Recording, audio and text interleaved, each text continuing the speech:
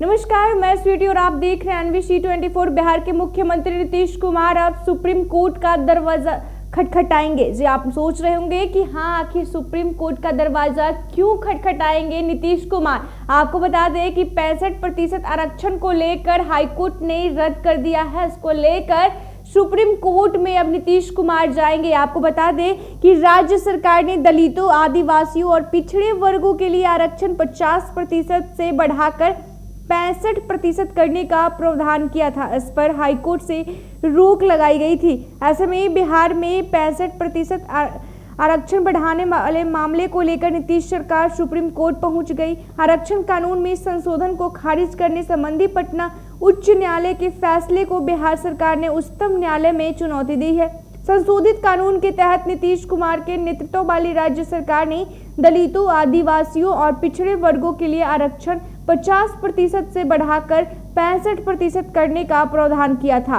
उच्च न्यायालय ने 20 जून के अपने फैसले में कहा था कि पिछले साल नवंबर में राज्य विधानमंडल की ओर से सर्वसम्मति से पारित किए गए संशोधन संविधान के प्रतिकूल है और यह समानता के मूल अधिकार का हनन करता है। राज्य की याचिका अधिवक्ता मनीष कुमार के माध्यम से उच्चतम न्यायालय में दायर की गई है। पटना हाईकोर्ट की एक पीठ ने बिहार में सरकारी नौकरियों में रिक्तियों में आरक्षण अनुसूचित जातियों, अनुसूचित जनजातियों और अन्य पिछड़ा वर्गों के लिए संशोधन अधिनियम 2023 और बिहार शैक्षणिक संस्थानों में दाखिले में आरक्षण संशोधन अधिनियम 2023 को चुनौती देने वाली कई याचिकाओं को मंजूर कर लिया था।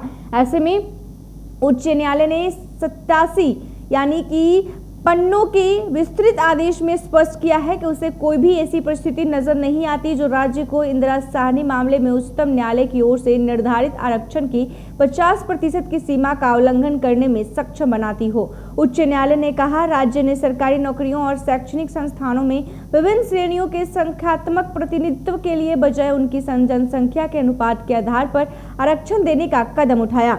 ये संशोधन जातिगत सर्वेक्षण के बाद किए गए थे, जिसमें अन्य पिछड़ा वर्ग ओबीसी और अत्यंत पिछड़ा वर्ग ईबीसी की हिस्सेदारी को राज्य की कुल जनसंख्या का 63% बताया गया था, जबकि अनुसूचित जाति और अनुसूचित जनजाति की हिस्सेदारी 21% से अधिक बताई गई थी। बिहार सरकार ने जातिगत सर्वेक्षण की कवायद तब शुरू की जब केंद्र ने अनुसूचित जातियों और जनजातियों के अलावा अन्य जातियों की जनगणना करने में असमर्थता जताई। ऐसे में आपको बता दें कि जिस तरीके से राज्य सरकार ने अति पिछड़ा और जनजातियों को लेकर 50% आरक्षण से बढ़ाकर 65% आरक्षण कर दिया था, लेकिन हाईकोर्ट ने इसे रद्द कर दिया था।